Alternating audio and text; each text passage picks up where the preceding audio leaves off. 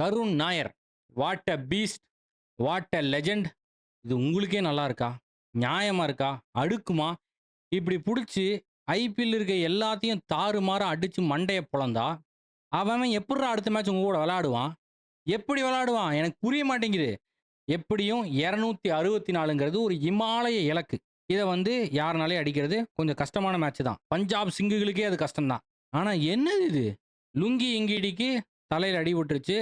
Hopefully சீக்கிரமா வந்து விளையாட வருவாருன்னு நான் நம்புறேன். பொளந்து வீசிட்டானுங்க. அடிச்சு அண்டர்வயர கழட்டி ஓட வுட்டு, அந்த அண்டர்வயரையும் எடுத்து அக்கக்கா கிழிச்சு டார் டாரா போட்டானுங்க. எனக்கு என்ன சொல்றதுன்னே தெரியல. Karun Nair. What a beast! What a legend! உங்கள மாரி ஒருத்தர் அனைத்து டீமுக்கும் தேவை. இதே மாரி ஒருத்தன் பஞ்சாப்லயும் இருக்கான். சசாங்க் சிங்கு. அண்ணன் ரிக்கி பாண்டிங்கு நாளைக்கு நியூஸ் பேப்பர்ல கொலைவெறி தாக்குதல் அப்படின்னு ஏதாவது நியூஸ் வந்துச்சுன்னா, அது கண்டிப்பா சசாங்க் சிங் மேலயா தான் இருக்கும். அத வந்து நீங்க பெருசா எடுத்துக்காதீங்க. நானும் பல டீம்கள பார்த்துருக்கேன். டெக்கன் சார்ஜர்ஸ பார்த்துருக்கேன். ராஜஸ்தான் ராயல்ஸ பார்த்துருக்கேன். 5 தடவ சாம்பியன் ஆன மும்பைய பார்த்துருக்கேன். 5 தடவ சாம்பியன் ஆன சிஎஸ்கேவ பார்த்துருக்கேன். ஏன் 3 தடவ சாம்பியன் கொல்கத்தா நைட் ரைடர்ஸ கூட பார்த்துருக்கேன். ஆனா, ஒரு ஐபிஎல் சீசன்ல இந்த மாரி எவனும் அடிச்சு நான் பார்த்ததே கிடையாது. இது வந்து ஒரு வினோதமான அடி மட்டும் இல்லாம, வெறிகுண்டு அடிக்கிறானுங்க.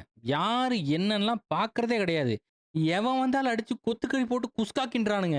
மக்களின் கேப்டன் ஸ்ரேயஸ் ஐயர் தலைமையில, உலகத்தின் வெடப்பு கேப்டன் ரிக்கி பாண்டிங் தலைமையில எல்லாத்தையும் வெட்டி வீசுறானுங்க பாஸு. இந்த மேட்ச பத்தி நானும் ஆஹா, ஓஹோ! அப்படி இப்படின்னு பேசணும்னு தான் எனக்கு ஆசை. கேஎல் ராகுலு, நிதிஷ் ராணாவோட இன்னிங்ஸ் எல்லாம் என்ன இன்னிங்ஸு? அத பத்திலாம் புகழ் பாடலாம்னு நெனச்சு வந்தா, எனக்கு கப்பைஸ் அடிச்சு, இவனுங்க இப்படி சேசிங் பண்ணி வச்சிருக்கானுங்க.